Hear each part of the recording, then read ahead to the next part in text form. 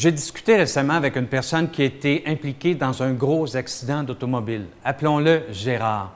Ce soir-là, Gérard était au bar et il était complètement saoul. Heureusement, son ami Dexter, qui était assis avec lui, qui prenait un coup avec lui, a dit « Fais-toi-en pas, j'ai ma voiture, je vais nous reconduire. » Le problème, c'est que Dexter était aussi pacté que Gérard. L'accident a été terrible. Quand je demandais à Gérard « Mais pourquoi vous n'avez pas appelé un taxi? Pourquoi vous n'avez pas appelé un ami? » Il a dit « J'avais pas le choix. » C'est Dexter qui avait l'auto, c'est lui qui conduisait. Je me suis demandé combien de fois dans la vie, en affaires, on commence une négociation comme ça en se disant « J'ai pas le choix. Il faut absolument que je ferme cette vente. Il faut absolument que j'ai une entente. » Et on signe n'importe quoi.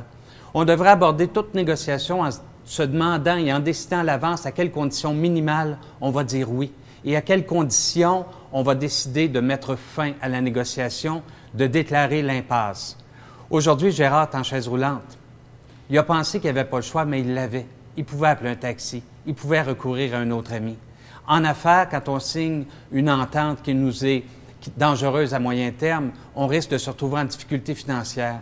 Dans la vie, comme dans un bar, comme en affaires, dites-vous que vous avez le choix et partez avec la capacité et la possibilité de dire non si vraiment ce qui vous est offert n'est pas intéressant.